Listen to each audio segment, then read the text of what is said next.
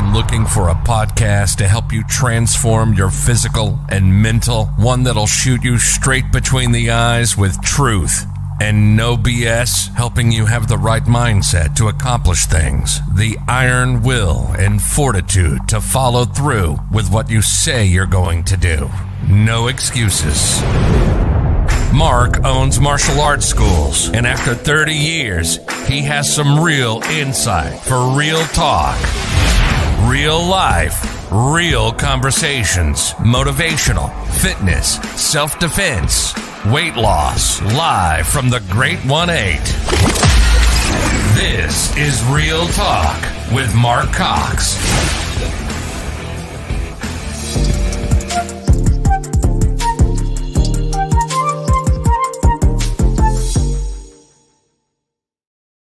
All right. Good afternoon. I think we're live.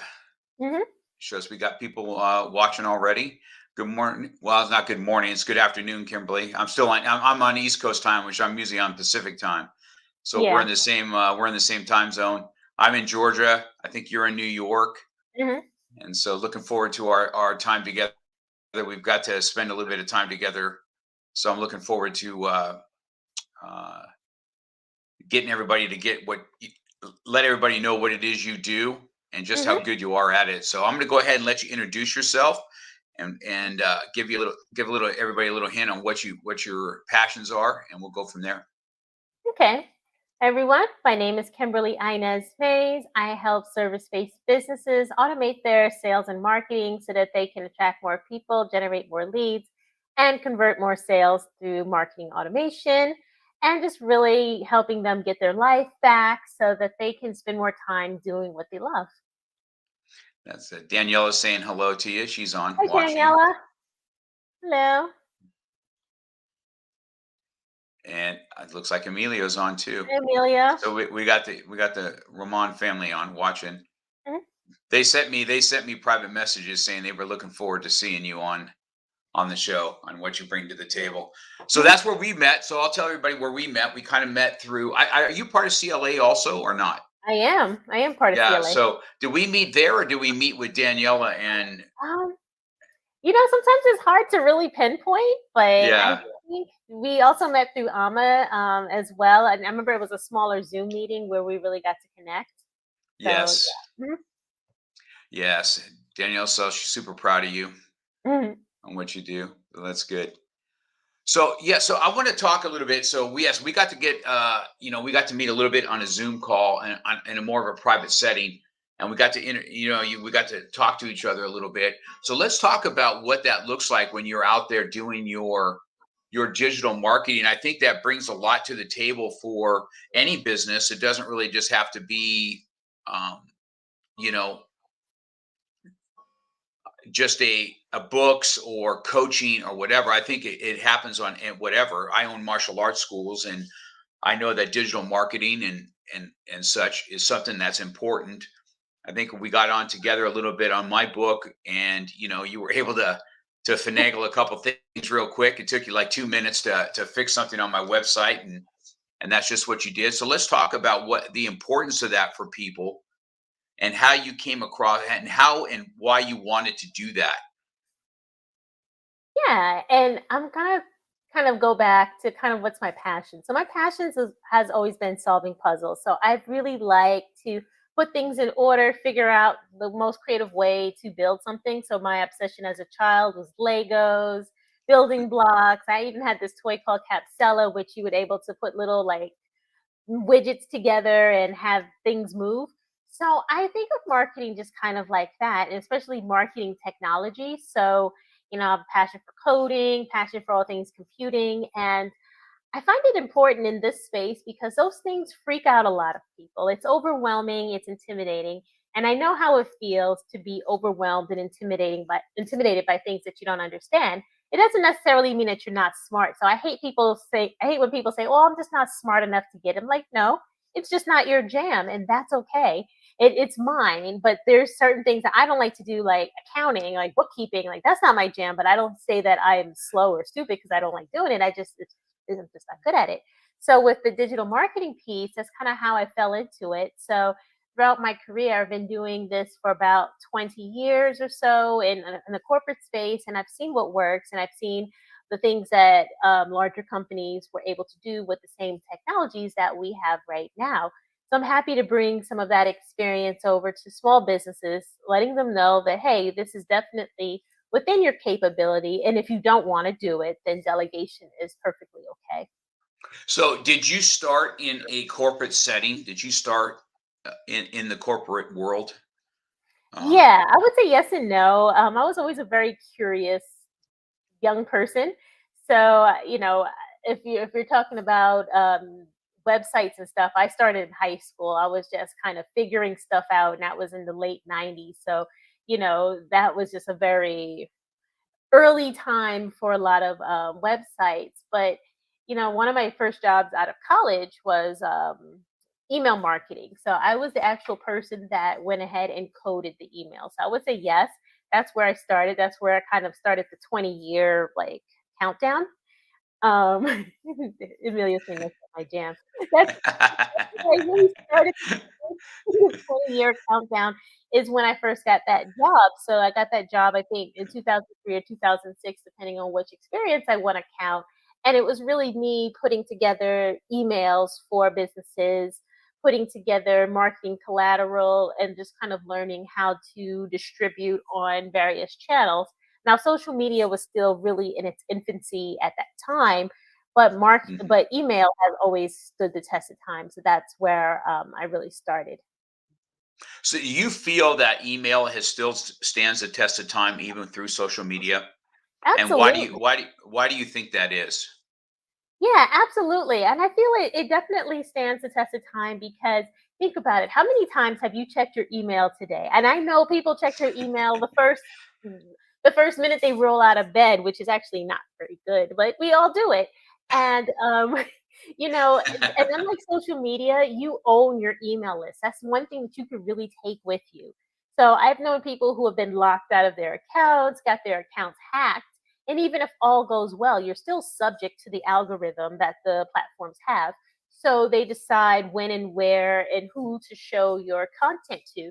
So even if you produce amazing pieces of content, you're still at the mercy of the platforms and their algorithms, which, by the way, are proprietary. So even any social media expert doesn't know 100% what that platform has, but they're studying patterns and rhythms for that. So I say that if you're not growing your list, you're really being at the mercy of someone else's platform.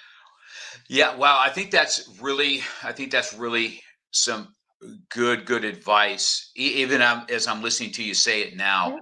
I want to say Jesse Cruz is saying hi to you, by the way, Hi, and Jesse. Michael Favors Hi, Michael. on.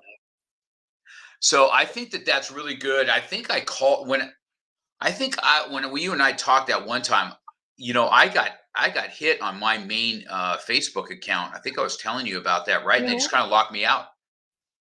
And luckily, I was able to get back in. But Hmm. I'll tell you, man, that wasn't easy.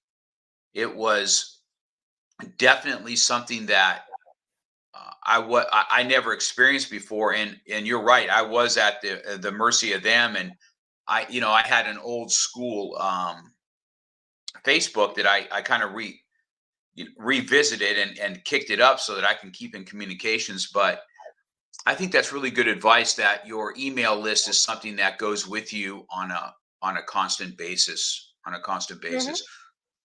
When so tell me how. Well, here's some other advice. Give some people advice on this, right? How do you catch the attention? Because you're right, we check our emails all the time, but I can't Hmm. tell you how many I delete. It's just like junk mail.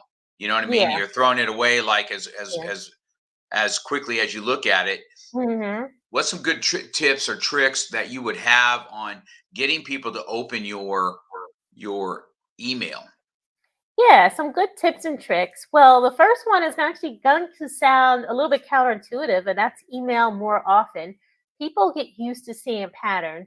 So even if people aren't opening, they're getting used to seeing you. And I say the best time to capture someone's attention is at the beginning. And I've had clients and I've seen people, they build their email list. Maybe I sign up for a freebie or a webinar or, or whatever, And then they said, okay, well, here's your free whatever. All right, bye. And then I never hear from this marketer again. So by the time that they email, I'm less likely to remember who they are.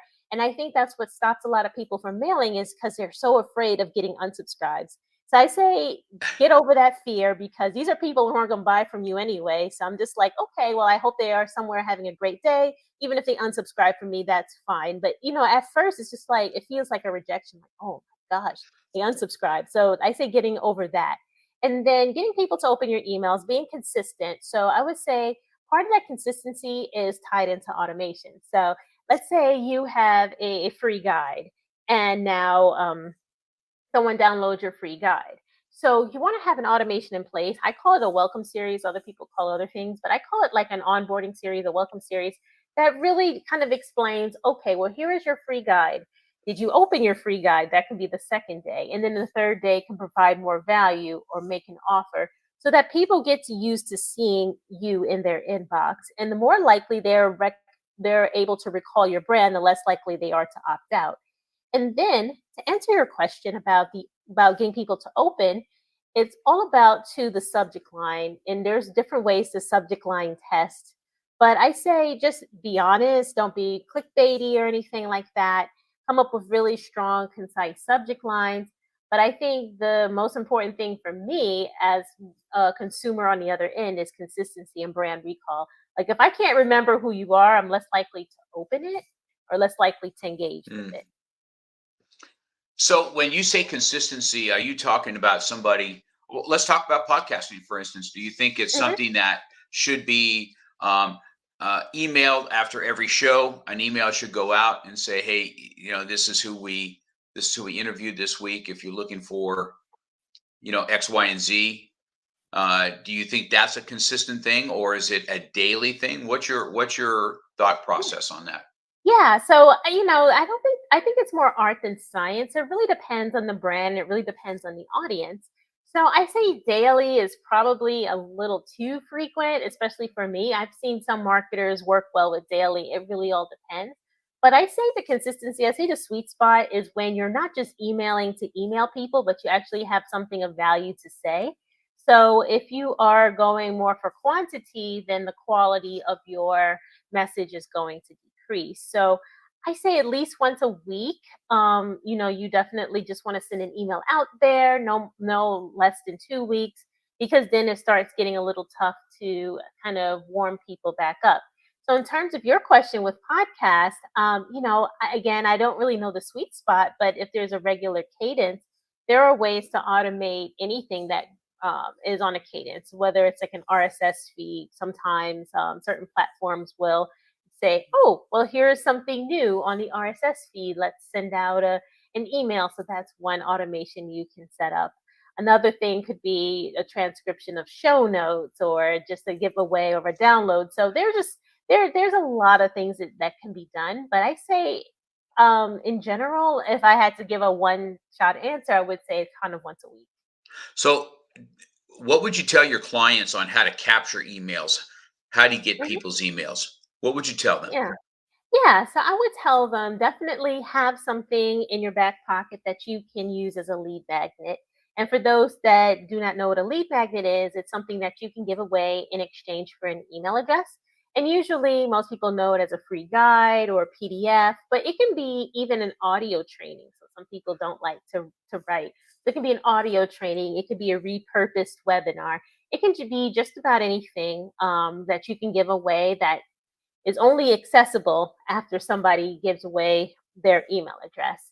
And there's many forms of that. Usually, I encourage people to set up a landing page, which is not like a website, but a landing page is a standalone page that only has one action item on it, no other links, just a form to say subscribe or download or whatever. So I would say that that is the way I encourage my clients to grow their list, to have that landing page link wherever they show up. If they're doing a speaking engagement, a podcast, that if they have a group, to include that link in their group. There are different formats that people can use, and depending on who you speak to, you can use QR codes or you can use text messages to get the same freebie out, but always have something in your back pocket. And what you want to have in your back pocket is relates to your business. So have something that provides a quick win or a quick boost of instant gratification for the person that is receiving it. Yeah, I think that this is really good advice because I can tell you that um have you met Lori before? Do you know Lori? I don't think I have. I don't think I've had. Hi, She's Lori. yeah, she's a neat lady. She does a lot of Mhm. branding stuff. That's what she like. That's her Nice. forte. Hmm. So she's good. She's good to have on. I was saying that I'm listening to you saying it. And I'm kind of weak in this area to be honest with you. Myself personally, you know what I mean? I guess because sometimes I get bombarded with emails. I'm like, gosh, do I want to really do that? Or I feel that there may be archaic, but uh, obviously I'm definitely misinformed on that, and I'm probably missing the boat as far as that goes. And I've got this built-in audience that I should be using a little bit more often for sure. So I think that's awesome advice. Hmm. And so let's talk about your coaching part. So when you bring in what your clients that are coming to you, what are they looking for from you, and what direction do you help kind of lead them in? What Give me what your niche is, and the kind of Hmm. client you look for yourself. Yeah, so my niche are definitely coaches and speakers. I have a few people that are in the consultancy space as well, but usually coaches, speakers, service-based businesses. And what they usually come to me for is getting all of the chaos into some sort of order. So, for example, I have one client. She wants help automating her sales process. So she helps people with real estate property management. So she wants people to follow a certain procedure so that she can service more people in a shorter amount of time. And then I have other clients who want help growing their email list because they're launching new programs and new services.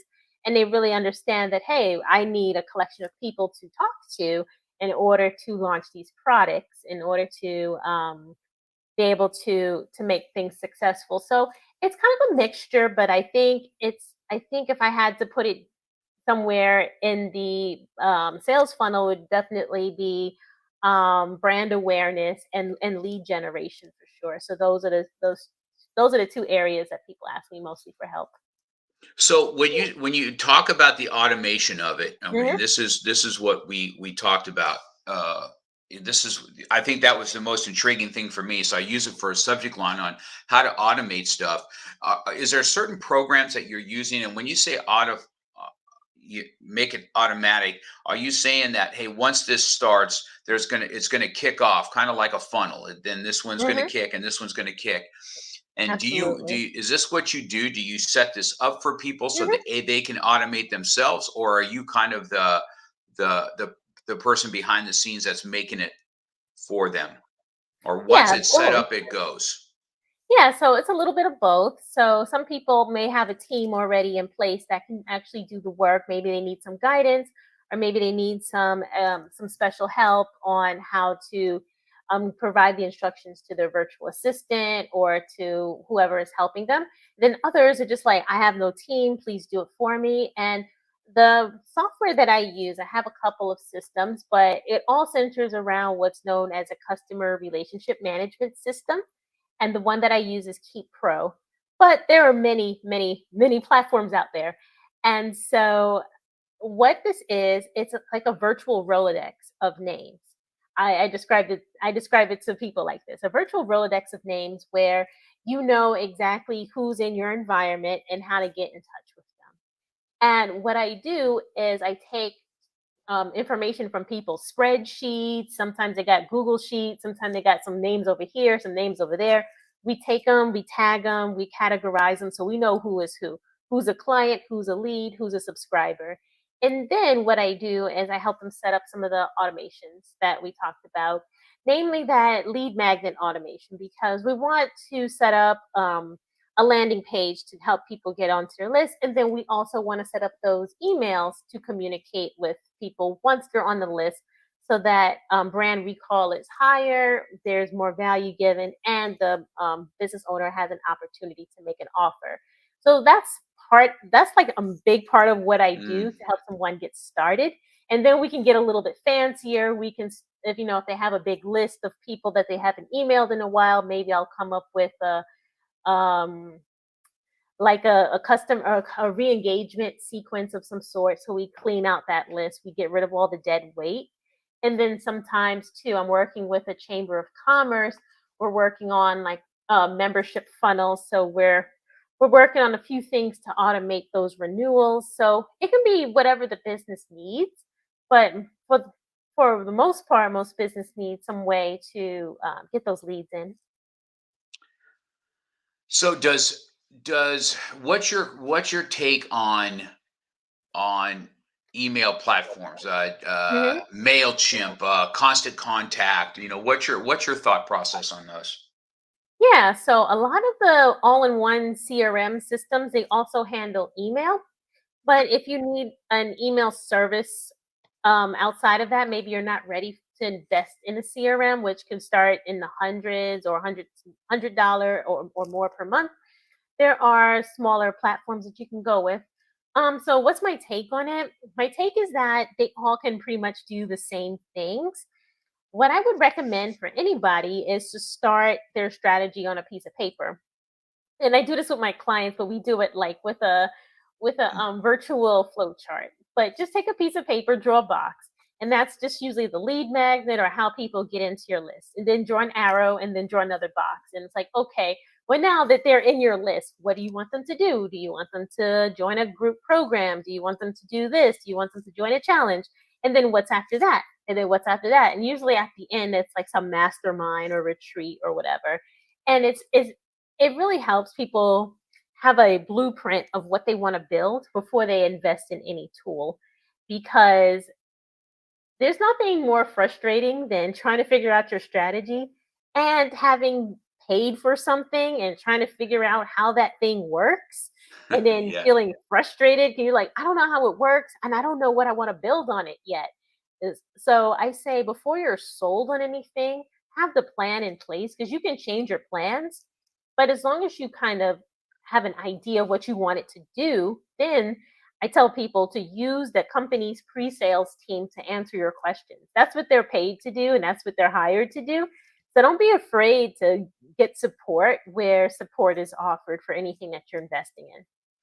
Such good advice. That's Mhm. just awesome. The good old pen and paper, I guess, will save Mhm. you a lot of headache Yeah. in there. So Amelia had wrote that you're a genius in the space. Her Oh, book launch, I'd fill with crazy bonuses. So what's the book launch he's talking about? yes. So the book launch. So the launch inspiration is sleeping behind the sofa here, but I did write a book, and I have it right here. It's perfectly persuasive, marketing to both humans and cats in the digital age. It's really about this. Unlike a dog, a cat won't just roll over and ask for a belly rub. Its time, attention, and trust needs to be earned. And so I said, all right, in writing a book, what do I want to write about? I didn't really fit into a lot of co-authorships yet.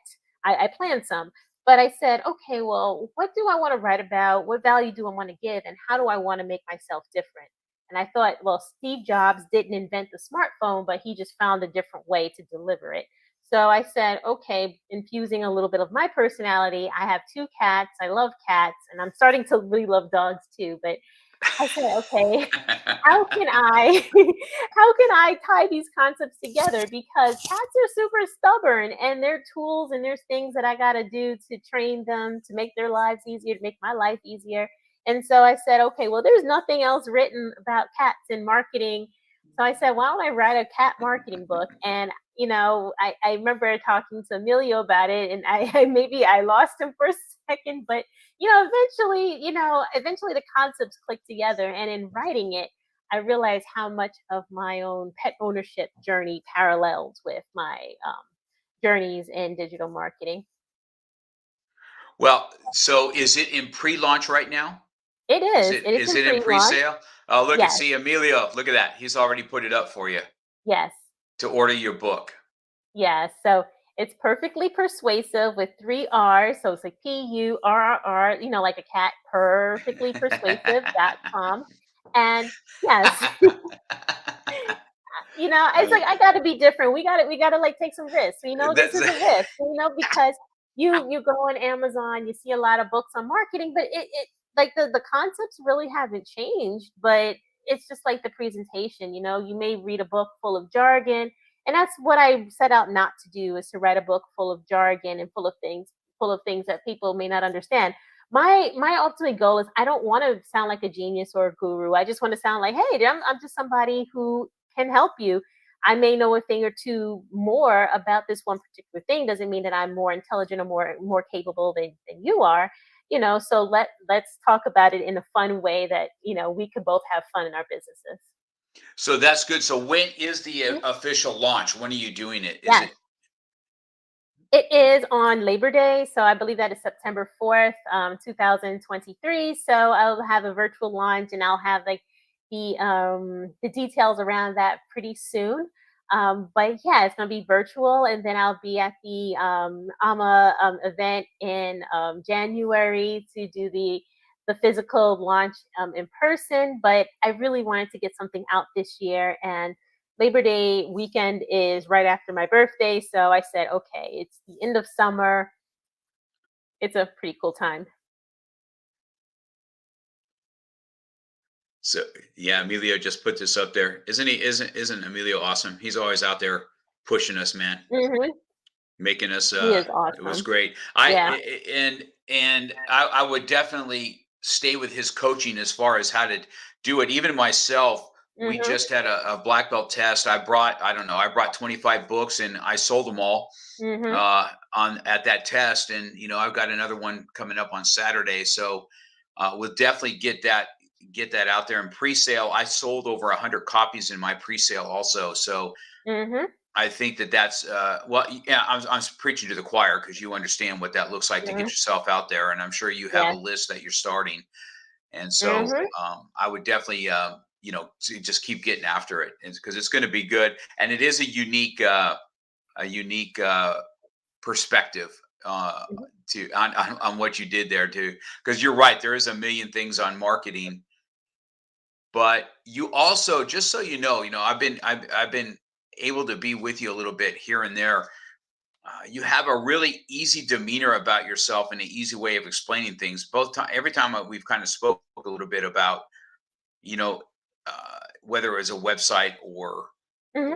or anything else. It's just you have a very common sense, easy way of understanding things. So I think that goes a long way for your brand and what you do. You know, so I just want to let you know that based on the time. Hmm. Now that's your book. Now I also see that um people met you at Jesse Cruz's. So did you go to him? Is that the first time you went out speaking, or what were you at the event for at Jesse Cruz's event? What was that for? Yeah. So it was not my first time speaking. I've been a speaker several times, but it's my first speaking competition. So I didn't really know what to expect. He just kind of sold it, and I said, okay, I'll be there. I didn't really know what to expect. I was like, okay, speaking competition. That sounds cool, I guess. And I didn't go there to compete, but I went there to speak and to like be inspired. And the event definitely delivered, and the winners were definitely deserving of that win. So I am so happy that I went, and I would definitely go again. So what's your topic? What'd you speak on? Yeah, so the topic, we had a theme. So the theme was, I think the first day, I can't remember the second day, but the first day was to describe a situation in which you were able to overcome something. And so I am still working on my storytelling abilities. So I said, okay, what am I going to talk about? So what I spoke about was the fact that I was branded as the quiet lady or a quiet girl for so much of my life, and how that kind of stuck with me, and how that label really stunted me because I was deemed shy or scared, and I really wasn't. I was just quiet. I was like, okay, when I'm put in front of a camera, put in front of an audience, I can perform. But if you put me in a bar or happy hour, I'm gonna be quiet because that's just not my thing. So I had to learn to kind of own who I am and be unapologetic about it. And like, yeah, there are certain situations that I am quiet, but you can't brand me as the quiet person because I know that I'm not. So that was really what I spoke about, and I made a couple of jokes here and there, and I didn't expect to be funny on stage, and that was just like a whole thing in itself. I don't know. I was just up there telling jokes and being silly. Yeah. Isn't it? I find it, Yeah. Emilio's one of those persons that he's the same on stage as he is off. He's just Mhm. he's an extrovert, man. He goes Mhm. after uh, and talks to everybody. And I'm a lot like you are. I like to be on stage, or if I'm on the mat, or I'm teaching. I'm all about it. But I'm the Mhm. introvert. In these big Yeah. settings, I'm the quiet one that Mhm. kind of observes and listens and watches. So I Yeah. get that. I get that. I'm the same. Mhm. I'm that same. I'm that same animal in Yeah. there. So Mhm. do you have you been able to do any? Are you looking to be? Are you using your book to kind of help get more speeches, or is that a direction you want to go? Is it an all in one? If speaking comes up, do you want to do it? How does that look like for you? Yeah, so chapter 7 is actually my signature topic. It's called Herding Cats: Eliminate Business Overwhelm with Marketing Automation. So that's really going to be my signature talk anywhere that I go, because it's true. Like sometimes when you have your own business, you're doing your own thing, it is like herding cats. You're just all over the place, bouncing around. So, I can speak on any topic, and I can flex for my audience. So, for example, I just did a speaking engagement for people who were primarily musicians in the entertainment space. I was able to provide examples of things that they can do in their business. And I find that I really enjoy doing this. So yeah, more to come. And then also thinking about just programs and services and consultation packages that come out of the book. Whether people like cats or not, it's not a book only for cat lovers, and I want to make that very clear. So if you hate cats or allergic to cats, never had a cat, you can still relate and get something out of it. Yeah, It's funny as yeah. I'm not a big cat person, right? Because I Mhm. am allergic to them. I'm a dog person, man. That's what I am. Yeah. And I'm listening Mhm. to you speak about this. There's a couple things true about the cats, though. So at, the funny thing is, I'm at this little cottage, and they have this little calico cat. Mhm. This cat is the friendliest thing ever. Mhm. I've just fell in love with it right out of the gate, Yeah. and I don't really even most times cats are just like, they're not your Mhm. friend. This one just Yeah. happens to be different, right? Mhm. But when it comes to what you're talking about, like herding cats, right? Mhm. That's almost an impossibility. And I even use the analogy of cats in self-defense, right? I say when you're getting like, especially if you're getting grabbed from behind, and you got to anchor yourself, and you got to become an, you got to get ferocious on what you do. It's a lot like trying to give a cat a bath. And so I use the analogy of it all the time, which I think is Mhm. the unique thing for your book anyway, that you use the analogy of cats, because when you think about them, when you say, "Yeah, you can be in chaos like in your business, like you're herding cats," I just think it's a unique thing, whether you're a cat person or not. The analogy of it is spot on, for sure, Mhm. for sure. Yeah. So Emilio says you're going to be competing in the AMA speech Yeah. contest. Yep. I know. I've done 3 of those with him. I don't do good on those things, man. You know what I mean? Oh. And I'm highly competitive, right? Mhm. So my frame of mind just goes out the door, right? I mean, I'm so Mhm. hyper focused on competition, and I'm big on feedback. And I just, the couple ones I did, I'm just like, man, I crashed and burned. I'm like, man, that sucks. So I had to go home and reevaluate myself, and I started joining Toastmasters, Mhm. which I really enjoy. And so that's where the speaking gig comes. But I think that, what you're doing is how you're writing about, I wrote more of about my lessons learned from an instructor's point of view and what it looks like to go off the mat when and because beyond the mat. And then I even, it what used to be Real Talk is what my first podcast was, but I went with Beyond the Mat because life is like that, and I think that's anywhere, any Hmm. circle that you do, because in the martial arts, it's not just about kicking and punching. That's the easy part. Not kicking and punching somebody, that's the hard part. Mm. You know what I Hmm. mean? And learning self control and what that looks like. And I think Yeah. that's true in any kind of business, even yourself. Learning how to be controlled in chaos is important.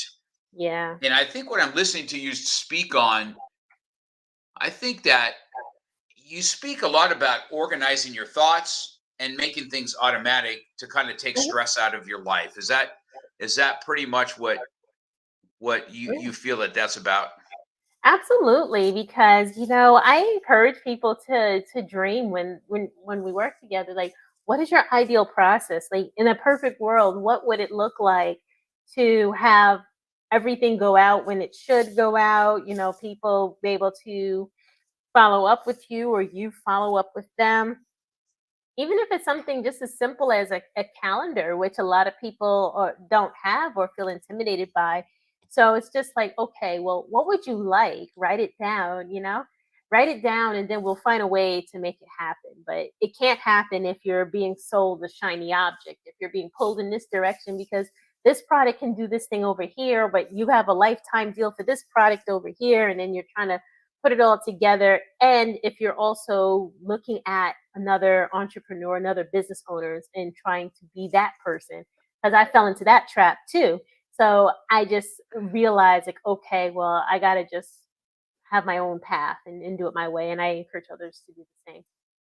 Yeah, I think Mhm. that's you got such good practical advice as far as that Mhm. goes. You know what I mean? So are you how much and you're in pre-launch, and Labor Day is when you're trying to and I think Labor Day is that towards the end of summer or what? Is that Yeah. when yeah. End of summer. Yep.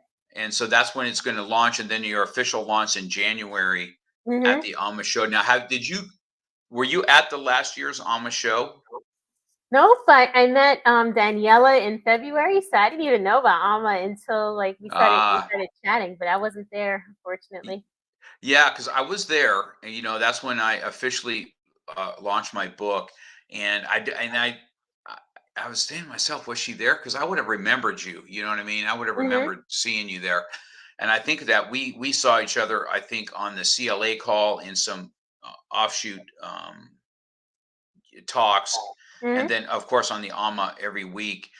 And I think that, and I think Emilio agrees that you've got such practical stuff that you have for people that I would definitely encourage people that if they're looking for a coach to try and help get you organized, I couldn't speak on it. I think matter of fact, last time we spoke, Hmm. I think you were doing your own website, correct? Now that's something that Yeah. now is that something you also do as part of your thing? Where you do you make websites, or is that just something you know how to do and you do it for yourself? Yeah, so it's more of the latter right now. So I think part of evolving in business is learning what you should and should not be doing. So I actually started off doing websites exclusively. That's what I sold. But I realized in time that I am definitely more left brained and right brained. And there are people who can design better than me, who can do things better than me in that regard. But when it comes to systems and putting things together and coding, that's where I really shine. So, not so much. I have a couple of website projects that I'm finishing up. My specialty lies in landing pages, quick, easy, done. And then, that ties into the whole systems that I love. But yeah, I believe that I was doing my own. Was it the website I was working on or landing page? It might have been a combination of both. So I could still do it for myself. I didn't hire anybody, but yeah, I was multitasking that week for sure. So when you say a landing pages is now is that Mhm. what your perfect is that do you have a little landing page? Is that what you're Yep. perfectly persuasive is a landing page? Yeah. So are you out there helping authors if they need a landing page? Is that something that that Mhm. somebody can hire you for Yep, and absolutely. do that? Yep, absolutely. And then we can also look at what payment processor you want to use. Some people are still using PayPal, which is okay. There are there are other kinds of shopping carts you can use. The one that I really like is Thrive Cart because you could do upsells and downsells, and you can tie it. You can use coupons and do all of the nice fancy stuff that you can't do with a lot of others. But yeah, that is definitely something that I can help out with. So I can help you determine, okay, well, what do you want on your page? And then after somebody purchase it, what else do you want? And so fully fleshing this out for myself, but it's something I can definitely help other authors with. Yeah, see, I think that's really good because Mhm, I didn't really know where to turn on mine, and I don't know. I've seen such good landing pages. I mean, mhm, mine looks so generic after I looked at some of them. Some of them they do exactly what you talk about. They automate. You mhm, buy, they email, then you capture an email, so you have their email and all of that. And I'm going to be honest with you, all the books mhm, that I've sold, I've got a whole list of emails. I'm thinking about, mhm, every time I do these podcasts, I feel so selfish sometimes because it's like I get an hour with these awesome people in their industries. And I'm thinking to myself, I've done absolutely nothing with the email list of everybody that's bought my book. Nothing, not one thing mhm, have I, outside of emailing them and thanking them. So I have not done anything. And I have another book on the horizon.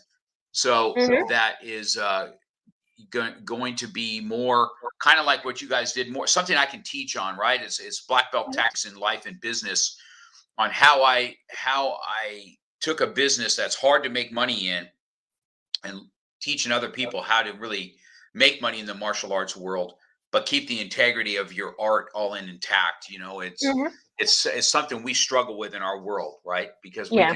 it's easy to be a sellout. It's really easy to be a sellout in the martial arts world and trying to keep the integrity of what you do and still be able to make money and make a living. So I decided to do that, and I had seen other people's landing pages, and even that it's almost a brand. Do you not agree, Kimberly? It's almost a Mhm, brand. The more professional and stuff that you look, the I guess the better of everything it comes. And even on podcasting, that's why I'm a little bit out of sorts because usually I have professional lighting above me and everything mhm, else that I have and my mics and my headphones. But when I travel, I have to be a little more get what I have, or because to carry all my equipment around would be a nightmare.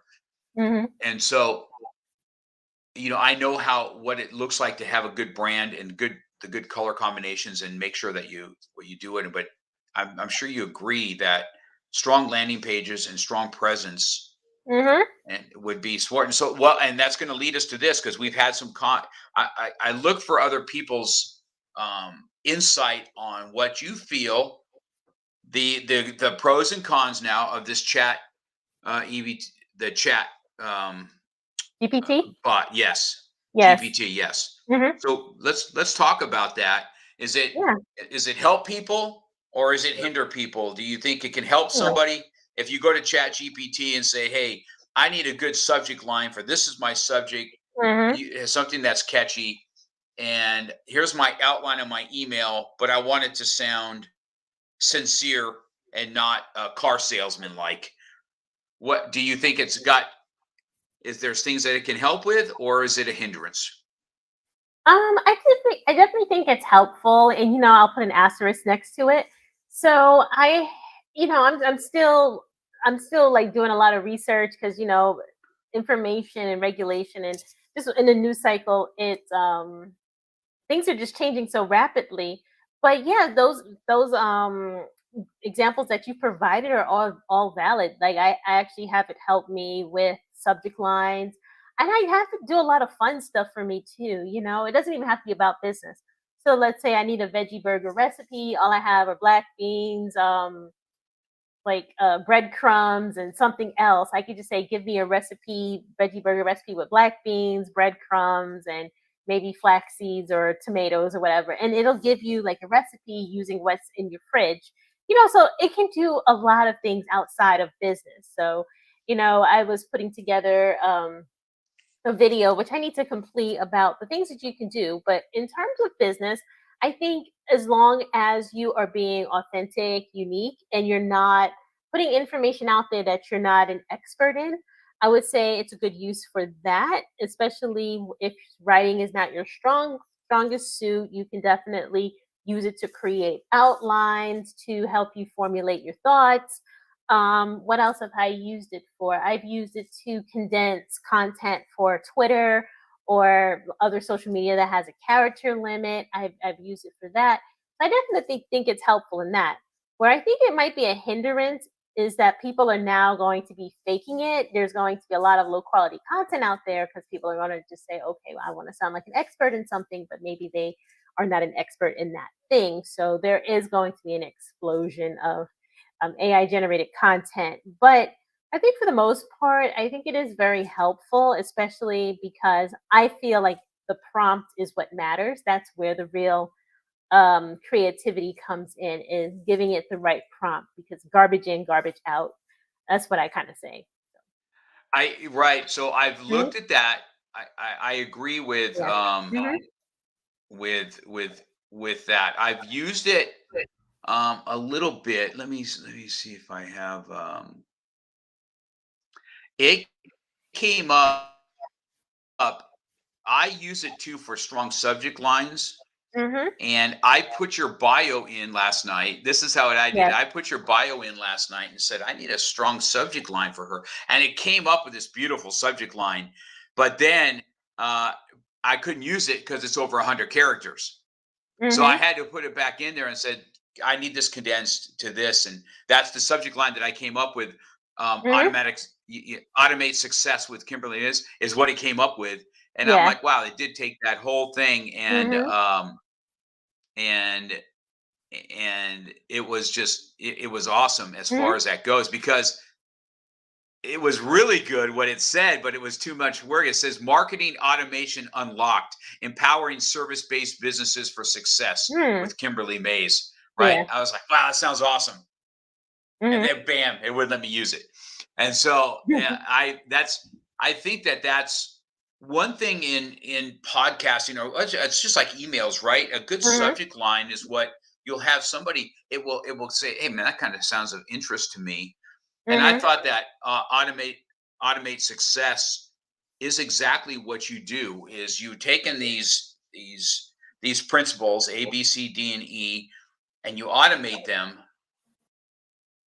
and it makes life so much easier that I have a virtual assistant. I think I told you that before, right? Hmm. April's the one that did all the artwork of you and all that kind of Hmm. stuff. She's in the Philippines. She's just so good with Yeah. Canva and all that stuff that she does. She's just so good with it, and it looks Yeah. so good. And I've been able to help her a little bit with subject lines and stuff now because of that chat GPT. But I think that's correct. I think that you are correct in saying that it can make people experts in things they are not experts in. And Hmm. then that's going to come and crash and burn, because when you get in front of people and Hmm. you don't have the chat GPT, man, you better have your Exactly. P's and you better have it all together, or Hmm. you're going to look like a straight up fool, for sure. So I think that Yeah. was good. I wanted to dabble a little bit into that because we've talked on the AMA call quite a bit about it, and there's Hmm. really a lot of back and forth about what's good, what's not, and people can, because I've experimented, right? I've experimented with the prompts where it says this, and I say, okay, write a chapter of 1,000 words, just this, and not give it much prompt. And I'll tell you, if it's not good prompting, it doesn't sound right. It doesn't sound um, Mm-mm. like part of what you are. And then if it's not you, then it's really like, wow, just doesn't sound like me. This isn't going to work. You know what I mean? It would have to be super edited. And then, but if then I prompt and stuffs where I can really prompt and put a lot of information in the prompt, and then it formulates thoughts, and especially outlines. I don't know, man. I think that's what the biggest thing. When you were writing your book, did you have a hard time? Because I did, on, okay, what's the outline? What am I going to talk about? Because you got a million things in your head, and I got, okay, I want to do 10 chapters, and I got 37 things to talk about. And is that something that came easy for you, or It not, was formulating thoughts like that? it was actually a bit tricky. So I actually had someone else coach me. I have a friend who's also a book coach, and she gifted me a couple of sessions, and we talked it out to make sure that the whole book was a complete thought, like where I was starting and where I was concluding actually made sense in the sequencing. And then there were a lot of things in my outline. Most things were like TBD, TBD. And then I would have a working title for each chapter. And then I would, at the end, kind of go back and retitle it. So I kind of work backwards that way. That's how my brain works as a coder. I go back and retitle things. But I think it really helps with outlines. And then once you have your outline, you can always tweak it. You can say, okay, remove section 3 or add this in there, and you can kind of build towards your outline and make sure that it's the complete thought or the complete progression of whatever or whatever message that you're trying to get out there. That can work really well. And then it also makes really good course and program outlines. So a while ago, and I haven't published a video yet, but I made a fictional 8-week coaching program for a coach just to see if I can come up with something using Chat GPT. And there's a difference between 3.5 and then version 4. So if you are a paid subscriber, you can use version 4, which I find to be a little bit better. But overall, I think it's great for outlines, and chat is now going to be integrated in many of the programs that we already use because of its API, which is application programming interface, for anybody who wants to know. So it's going to be baked into your email platform. Now it's baked into Grammarly. Now it's going to be baked into, I don't know, it's already part of Bing. So it's here to stay for sure. Yeah, I don't. Hmm. Yeah, I definitely don't see it going anywhere. Yes. Uh, you know, uh, Hmm. hopefully we're not turning into the Terminators. So there's that. Hopefully So- not. I mean, I asked it and it said no. Of course, it's gonna tell me no. Yeah. Right. Can you turn on yourself? So that's so Hmm. good. Well, let's take the last couple minutes, Okay. Kimberly, and let's talk about, where somebody can find you. Hmm. Okay, and if you want, go ahead, and you can also put that in post a comment right there on where they can find you. And so we got your book, we got Hmm. perfectlypersuasive.com, that's out there, where they can find you, Hmm. and what it is you can do to help somebody become more automated for success. Why don't we do that? Yeah. So you can find me at my website, Kimberly Inez Mays. Middle name, if you're listening, spelled INEZMAYS. So KimberlyInezMays.com. That's my main website. Also, my book website, my book landing page is Perfectly Persuasive. PURRFECTLY,